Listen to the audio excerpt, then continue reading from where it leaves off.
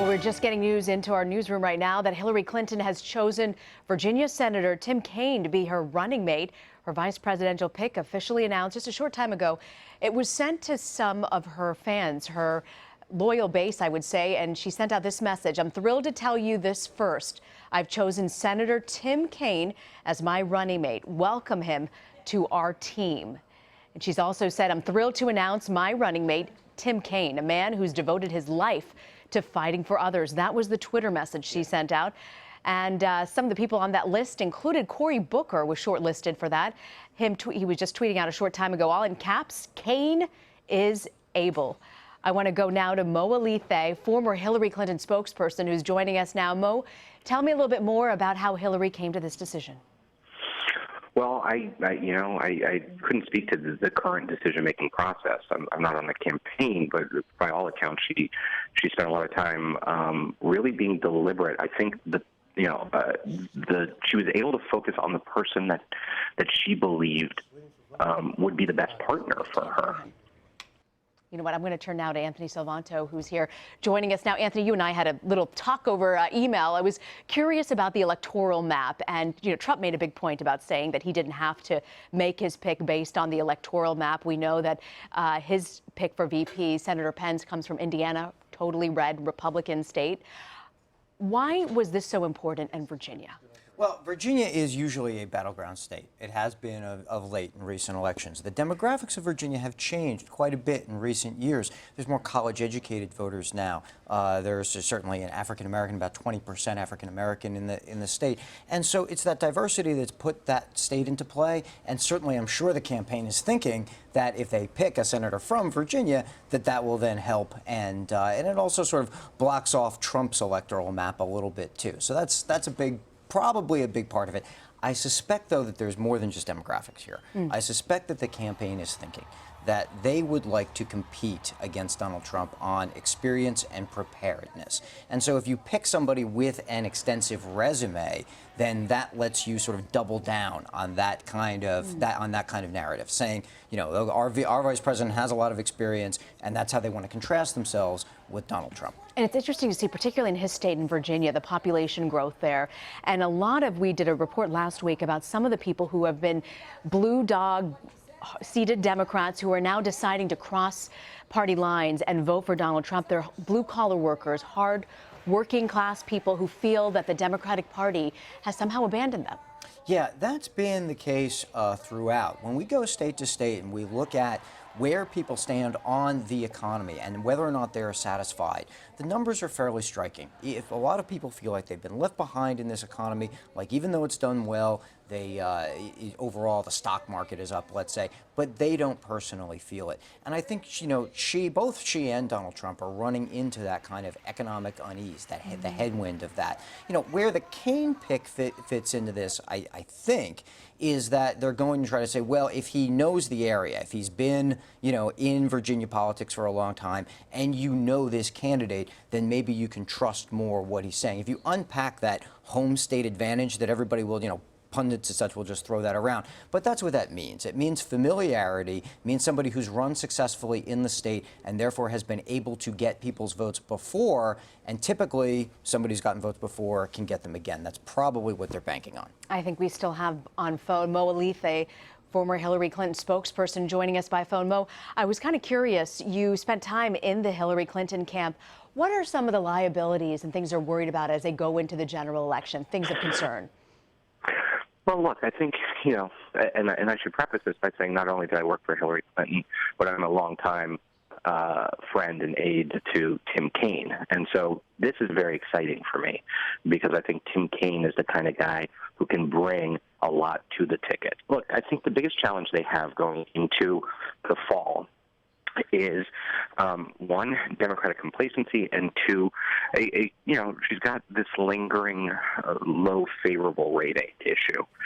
Now, she's fortunate that she's running against the one guy who's got lower favorable ratings than she does, but she's got to be able to make a compelling case for herself and contrast that to Donald Trump.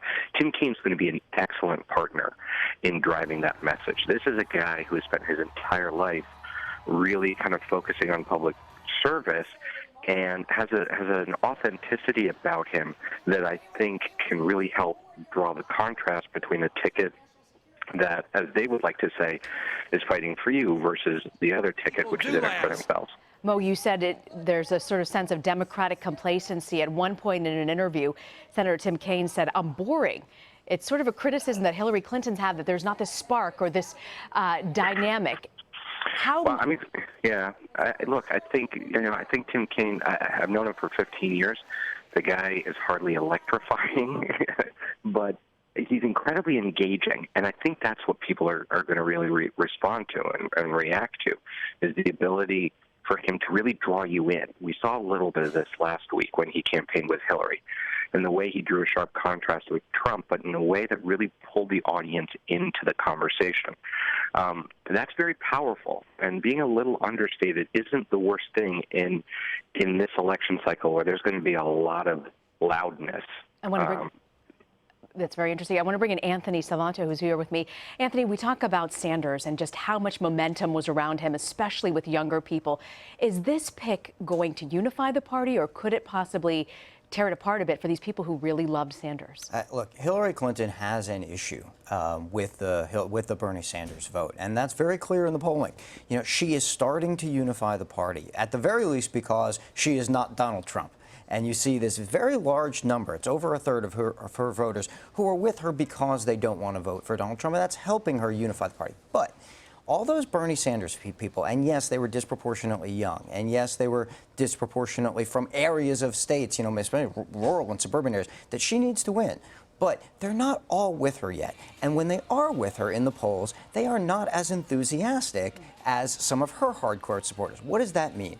It means that they were looking for a presidential pick that brought some energy for them, and also that spoke to their issues, which was railing against what they saw as excesses on Wall Street, railing against what they saw as a rigged or stacked economy. Does Tim Kaine address those issues? Well, maybe not as much as, say, an Elizabeth Warren would have done for that. She was also on the short list. So it will be very interesting as we start to poll this ticket as whether this satisfies or doesn't satisfy those Bernie Sanders supporters, because, quite frankly, I think that is an open question. We have a new tweet out from Hillary Clinton just a short time ago saying that Tim Kaine is a relentless optimist who believes no problem is unsolvable if you put in the work to solve it. And there's a video that accompanies it, you see right there, of the two of them together. I'm always surprised, Mo, at how important, both for the White House and for these campaigns, the rollout, the digital rollout is in reaching people. Yeah, I mean, it used to, it wasn't that long ago that, the press was the entire filter between these campaigns and the voters. And now, with this digital media, you're going to see a lot of activity online to get people to respond directly and engage directly with this ticket, with this announcement, with the rally that we're expecting to happen tomorrow. It's become more than just a communications tool. It's become an organizing and an energizing tool. And it's these big moments in the campaign, like a vice presidential rollout, where you've got a really huge shot at sort of upping that energy. And we're seeing here that they're going to potentially meet tomorrow in Florida. It's the understanding that she'll bring out her vice presidential pick now, we know, to be Senator Tim Kaine. How important is Florida when we talk about the big picture electoral? Very.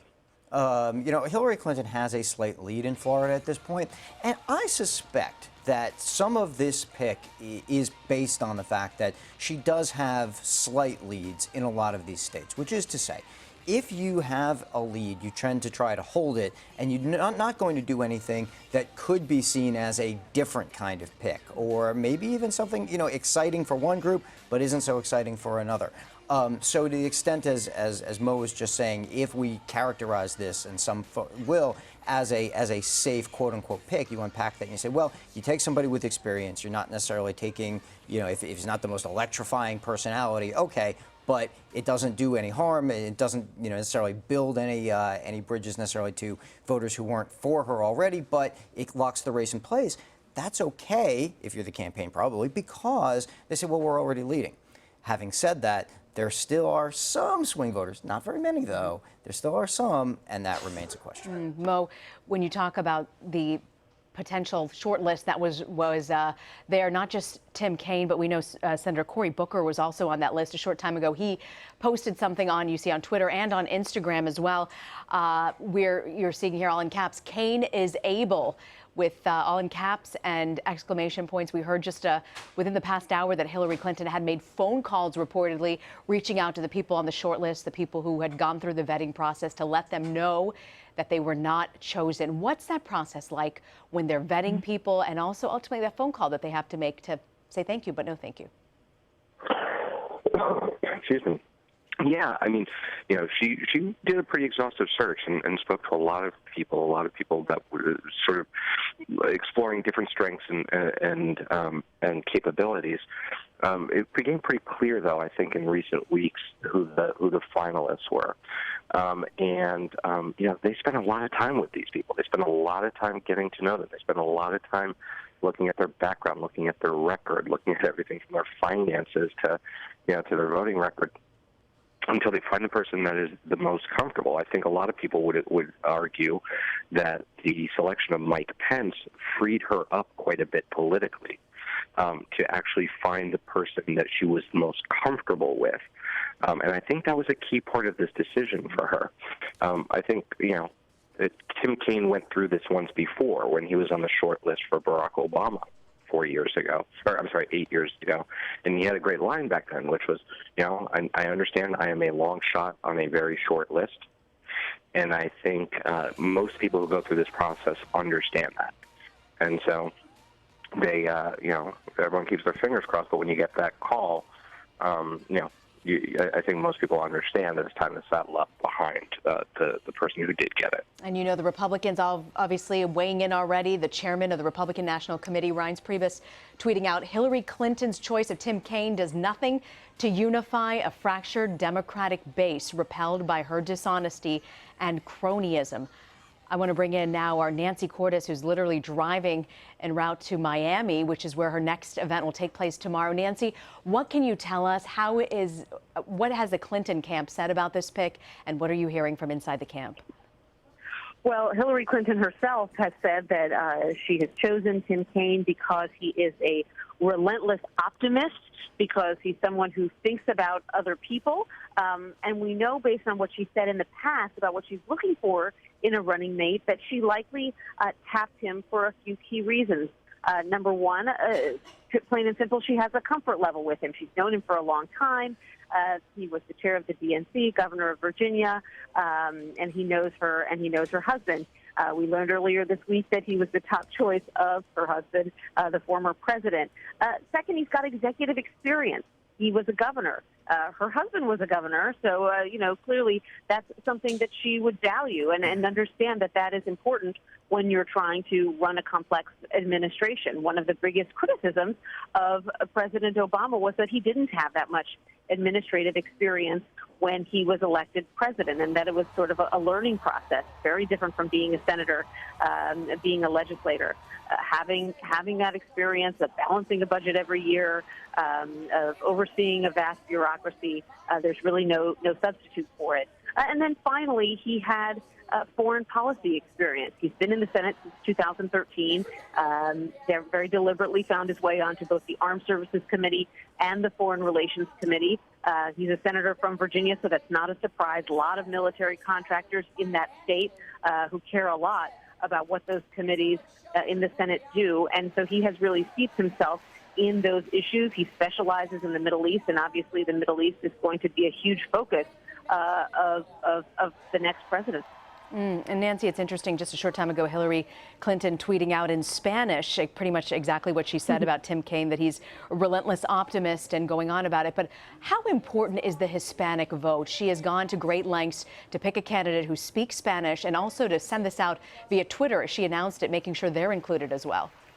Yeah, and that was actually another indication this week that she was potentially going to choose him, because the campaign created that Spanish Twitter handle just this week.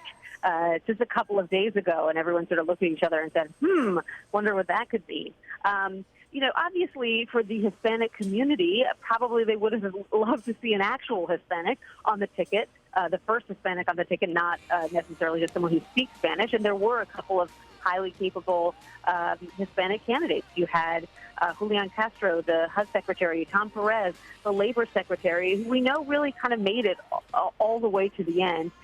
They were sort of in that very eclectic group of final contenders, but in the end, they weren't chosen. So I think that it certainly will help that Tim Kaine speaks fluent Spanish. The fact that he was actually the first senator to give a floor speech in the Senate entirely in Spanish, which is something that I didn't know until just a couple of days ago, and was a bit surprised to hear because we do have other Hispanic members of the Senate, but he was the first one to actually do it. People have said things in Spanish on the floor, but he gave his entire address in Spanish. And part of the reason that he is a fluent speaker is because he's Catholic, and he took time out when he was in Harvard Law School to go to Honduras for a year and do some missionary work there and really honed his skills. So yes, that's that is something that's seen as a strength of his that he could bring to the ticket, and that's part of the reason I think that the first place where he will appear with Hillary Clinton as her running mate tomorrow is in Miami, Florida, which has obviously a large Spanish-speaking population. And Nancy, walk us through the tomorrow. What are we expecting? What does she have on the agenda? There's basically one event, and it's there in Miami at midday. Big campaign event. I think that there will be a lot of excitement. There was a lot of excitement in Tampa this evening because people thought that she might announce her pick. They didn't think she would be necessarily appearing with her pick, but they thought that they would get the news. And you could definitely feel sort of a stepped-up level of excitement and enthusiasm. And, what we've seen on the trail, frankly, Rena, is that there is a little bit more energy when she appears with someone else, especially someone else who's a great speaker, who she's really compatible with, like Elizabeth Warren, like Cory Booker, senator from New Jersey. Even the time that she was there with Bernie Sanders, I mean, the crowd really went crazy for the two of them. So I think it does help her to have someone campaigning with her after sort of being a solo act for more than a year now. Anthony, when you look at Tim Kaine's the polling on him about whether people know about him, they're undecided. 85% of people say they are still undecided, which probably isn't uncommon for some vice presidential picks. We saw this with Pence as well, didn't we? Right. Most folks would not know who the governor of some other state that's not yours is, and they have no reason to.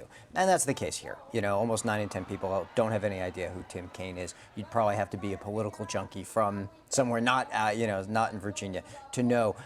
Look, what happens is for any VP candidate like this, they introduce them to the public.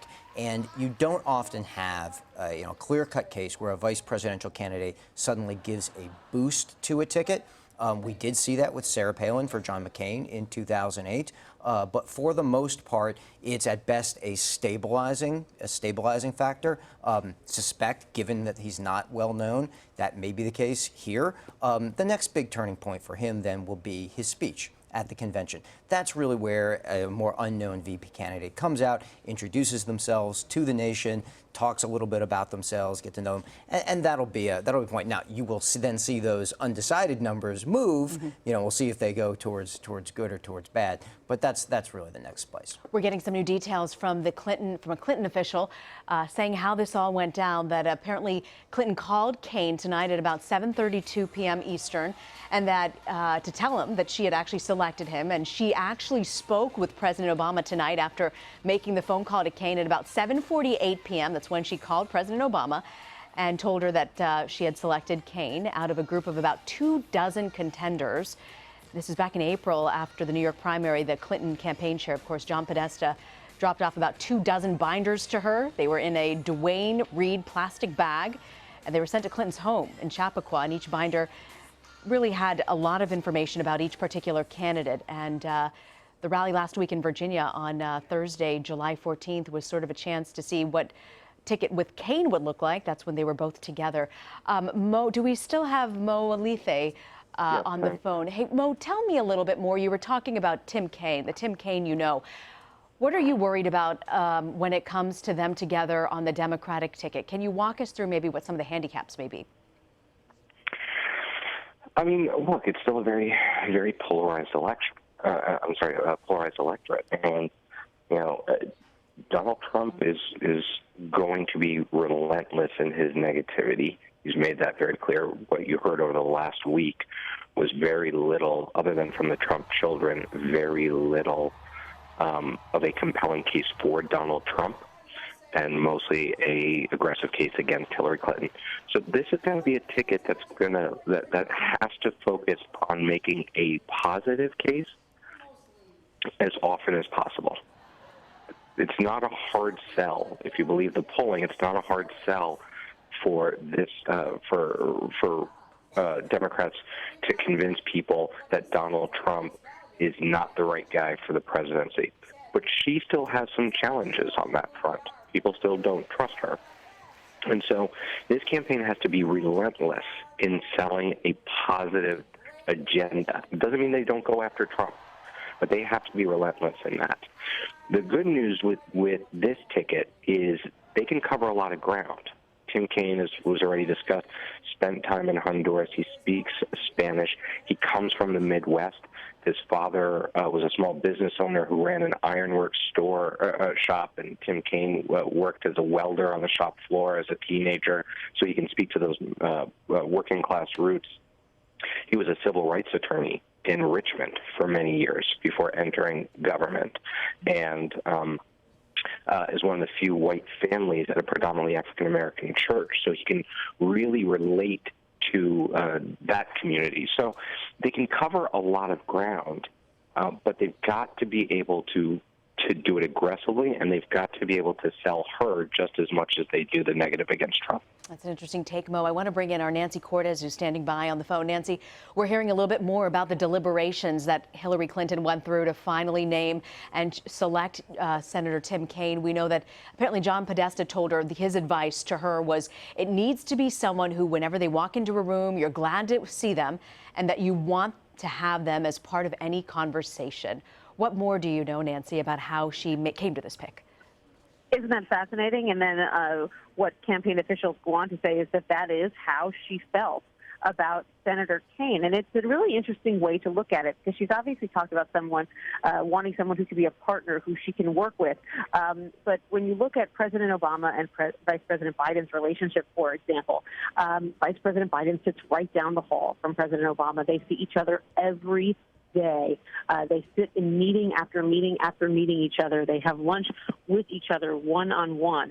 And that is a lot of interaction over the course of 4 or 8 years. And so you have to be sure that you like this person. I mean, it's the same kind of decision that any CEO would make when they're choosing their number two. That person has to not just be competent and capable and have the skills necessary to do the job, but you have to enjoy their company.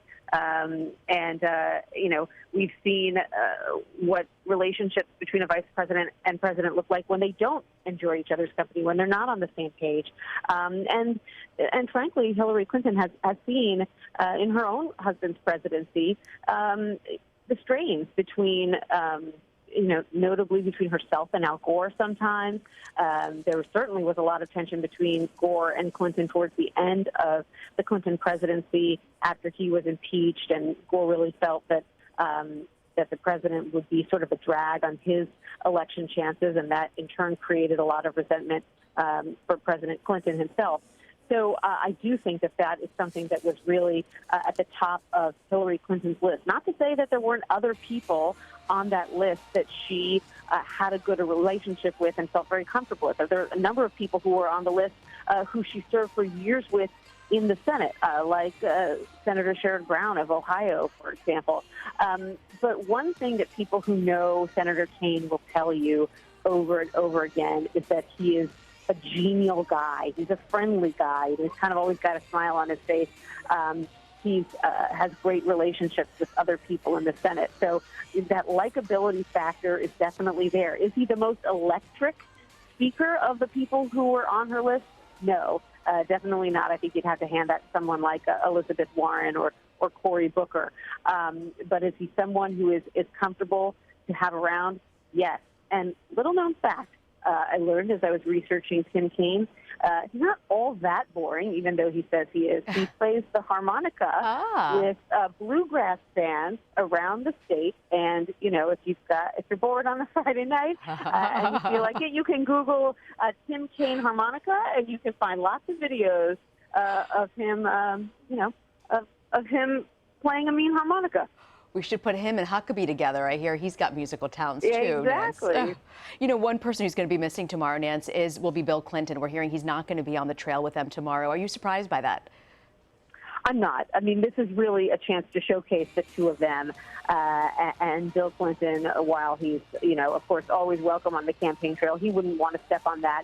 We did learn from campaign officials that Hillary Clinton invited Kaine last weekend to Chappaqua to have lunch with her family. And so President Clinton, Chelsea, and her husband Mark, and then Kaine and his wife Anne, who is, by the way, the Secretary of Education in Virginia, joined them for lunch. And we're told that Kaine was the only person on Clinton's shortlist who she actually met with twice regarding the vice presidency. And so I think that, that lunch was probably an important part of sealing the deal and having the families spend some time together and get to know each other a little bit better. Which we also saw the Trump family do with Senator Pence as well. I want to ask you, Governor Pence, I want to ask you about Anthony Savant, who's also on set with me.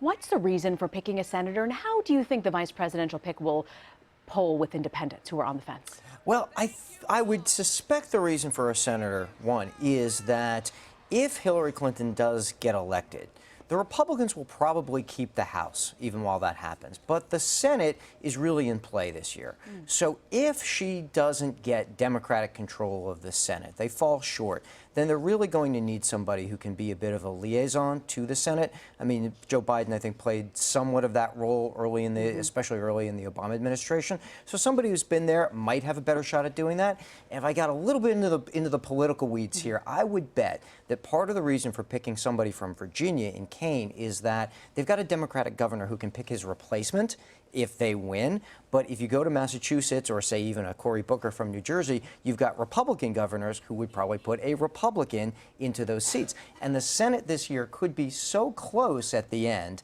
that that one or two seats, or that one seat, could matter. And that could be the difference between a Democratic Senate, with whom Hillary Clinton might work, or a Republican Senate. So at least your seat is covered if you've got Tim Kaine. So that factor is very important about how it breaks down on the Hill as well. Yeah. And how about the House? How does the House look right now as far as?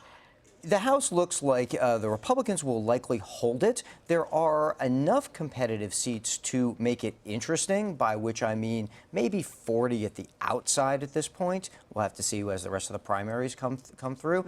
But the Republicans right now have such a large House majority that it would really take quite a wave in order to flip the House. Really don't see that happening. And I think, just very quickly, you want to look at House districts are so gerrymandered, which is they're drawn to be so very Democratic and very Republican, like everything else in American politics, very partisan. So that's why the Senate is so important. So important. Such a good point, Anthony. This is a tweet. First tweet from Senator Tim Kaine since being picked. Just got off the phone with Hillary.